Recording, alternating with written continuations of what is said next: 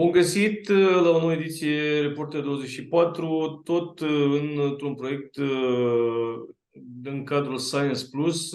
De data aceasta e vorba despre un proiect transnațional. Vorbim despre ce s-a întâmplat în Slovacia în perspectiva unor alegeri care se vor întâmpla și la noi la anul. Mai exact, despre cum inteligența artificială a fost folosită pentru a modifica clipuri video, fișiere audio, astfel încât dezinformarea să prindă cât mai bine. Invitatul meu este un jurnalist din Slovacia, Martin Hodas, pe numele lui. Și acum vom trece în limba engleză. Hello, Martin. Thank you for being with us today. Hello, thank you for having me. A little bit about yourself. You are a tech journalist from Slovak leading tech magazine Žive.sk, focusing on social media and disinformation. You have already 10 years of experience, I see, as a journalist and an editor. Let's start our conversation, our team, because you know how it is with Zoom. Well, I don't want to go out of time and not talk about everything that I proposed. Tell us, for the audience in Romania especially, about your project with how was deepfake technology used in the elections, and what did you discover, and everything that you did in this matter, please. Actually, the campaign was, few months long, and there wasn't a lot of AI misuse. But leading to the voting day, especially in the last week or two, there were a few instances where actually we found deepfakes, and all of them were actually attacking one particular party, Progresivné Slovensko or Progressive Slovakia. There were not video deepfakes this time around, but all were audio deepfakes. So they were using synthesized voices of politicians saying words that they never said. Yeah, and these files, these modified files, they used it on social media, or how did they distribute their files? The main source was Telegram, the messaging platform, which is highly used in Slovakia by alternative scene, by the disinformation actors and so on. And then it spread across the either social media like Facebook or via emails and WhatsApp. And can you tell us about the main ideas that they were spreading, the narratives, and maybe we should talk about how credible these modified voices were. I mean, was it one-on-one? You couldn't tell that there was something fake about it? There were two groups of them, I would say. There were free videos which were created by far-right Republika Party or their affiliate medium Kulturblog, which were fakes that sounded really good. They were imitating our president Zuzana Čaputová and the leader of Progresivné Slovensko, Michal Šimečka. And those voices were really convincing.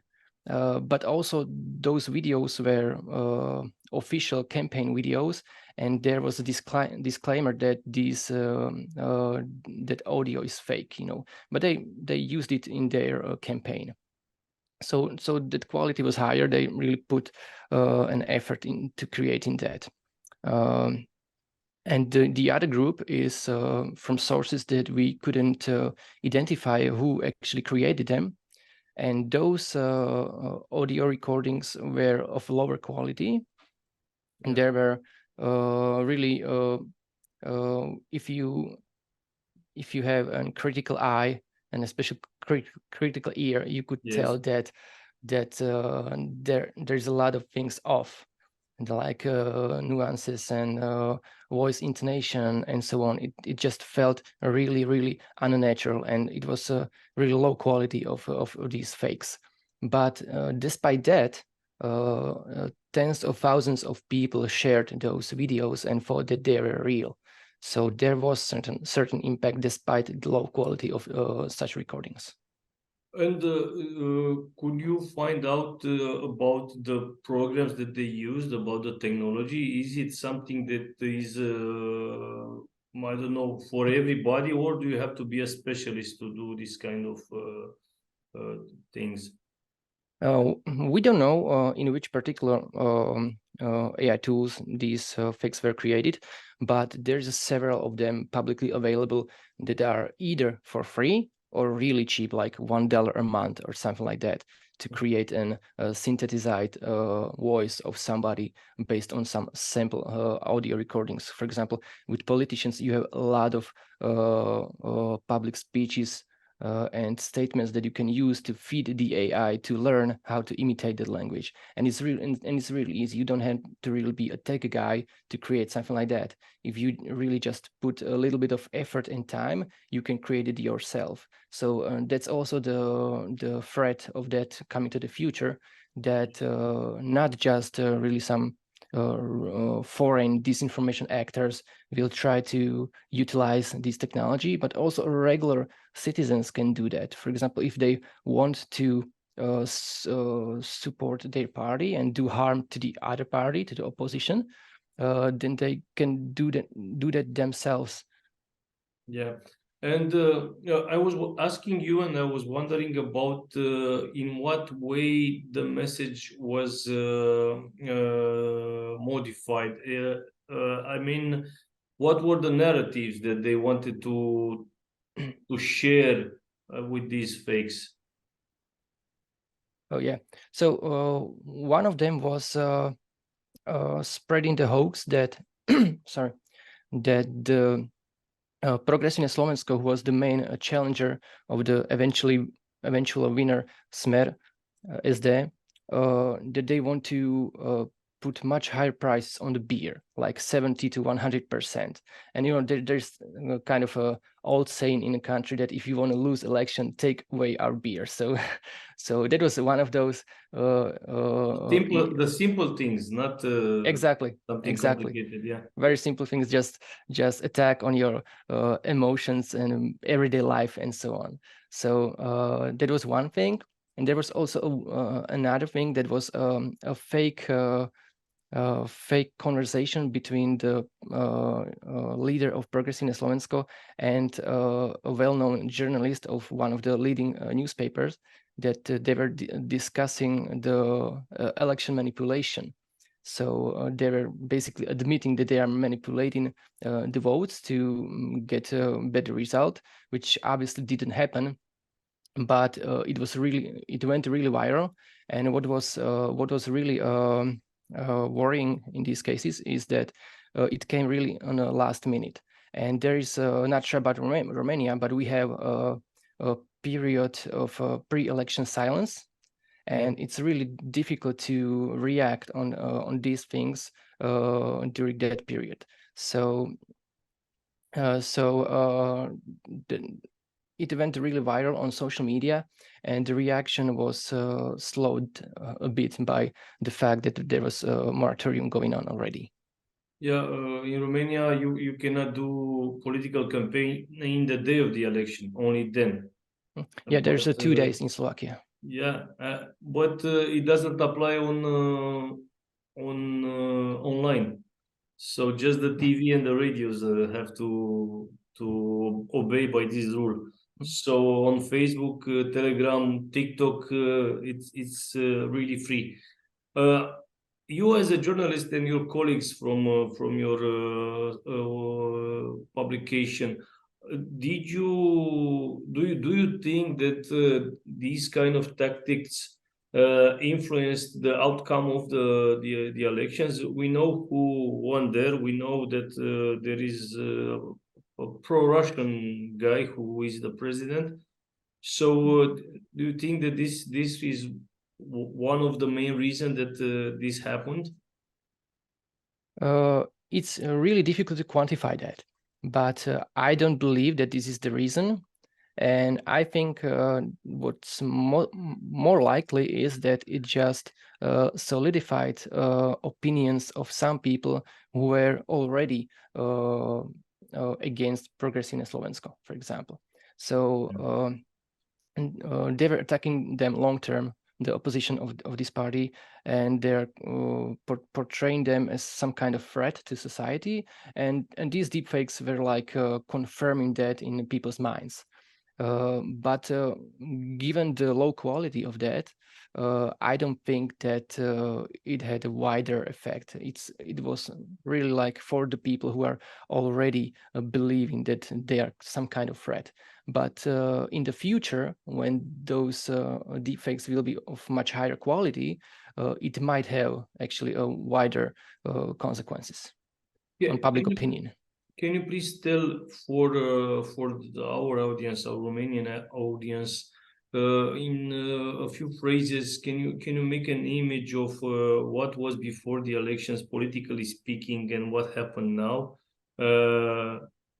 I understand that there was a mainstream government, let's call it like this, people with Western beliefs, with the EU and NATO and everything else, and now these guys are opposite a little to what you are used to. Yes. So basically, one of the ways the current government won the election was being anti everything that the previous governments were. So they were like they were not saying that they are pro-Russians, but they were saying more like we are not against Russia, to not really be on the side with Putin, but also not being on the side with the EU and NATO and US and so on. And after they won the election, they still keeping their opinions that they had pre-election, but also at the same time they are not really doing steps that would like cut the aid to the Ukraine or something like that. So it's sometimes it really feels like in Brussels they are doing something else that they are saying in Slovakia. Oh, it's a bilingual, let's say. It's something for the people and something else for the big guys, for the ones who decide. So it's more of a propaganda, not so to put it in action what they are saying. Yeah, it's a mere populism and really doing what saying what the people want to hear, and then doing what is necessary to do. And also, of course, they're not doing the exact things that the previous governments would do. They are putting some restrictions, but it's not as extreme as was probably presented before. Coming back to our technical discussion, what would be, or how can you tell when you find such a modified, rigged audio file? I don't know. What can you, as a reader of a magazine or a social media user, how can you detect the fake in these kind of languages? What should you do? What would be the first step? Yeah, this is a really difficult question and a really good question, because that will be really important coming to the future. I will first start with scientists and IT developers who are already trying to figure out, for example, algorithmically, how to detect what material is fake or what's not. But you as a regular reader or citizens, you don't have those tools at disposal. So what you only have is your critical thinking.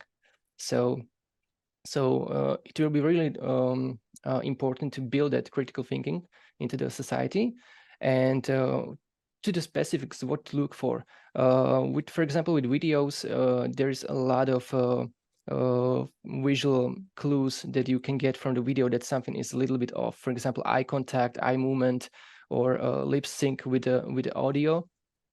Or for example, like face is moving but the rest of the body is static.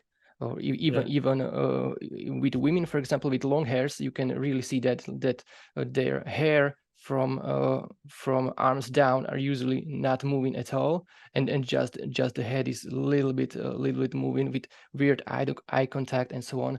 So that you can tell, you probably won't be able sometimes to tell that this is fake, but you will get some kind of suspicion, and you will take that with a grain of salt.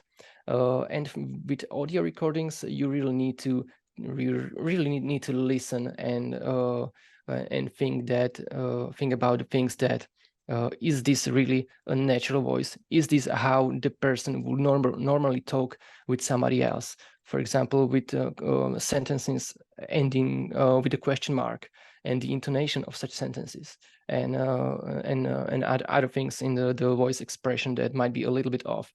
So you really need to be critical and thinking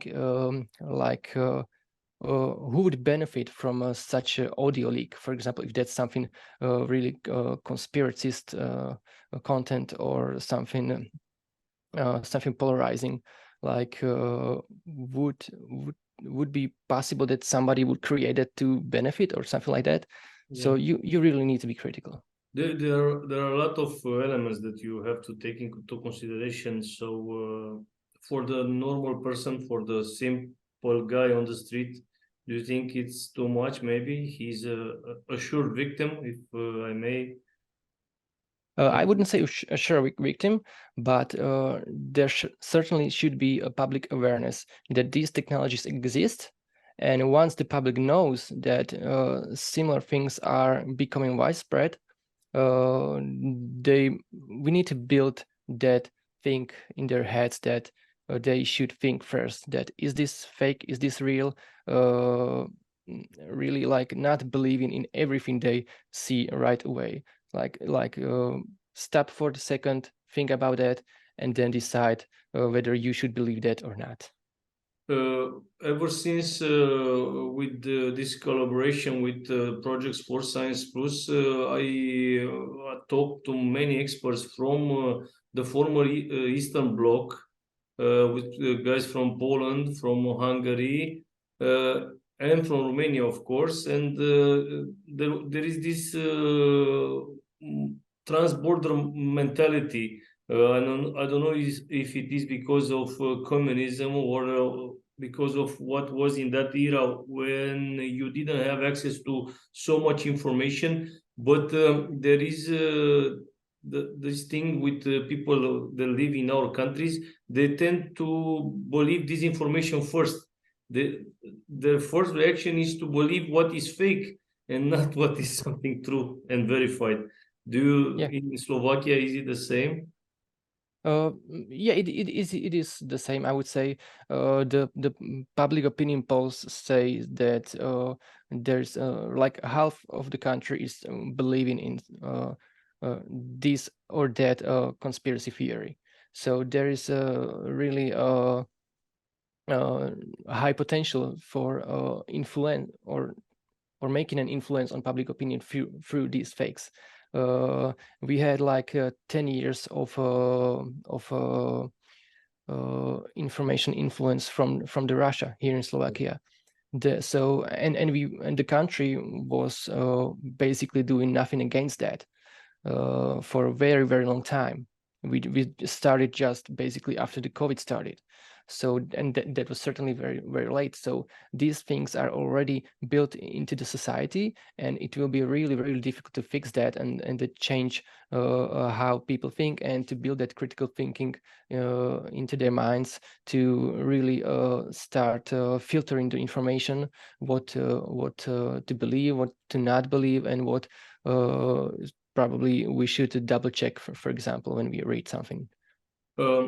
Would you say that the authorities or the government are interested into tackling this kind of problem? I mean, to do something about it, anything, maybe in schools or in society in general. I don't know, for groups that are vulnerable to this kind of disinformation. Do you feel that your government is doing something about this?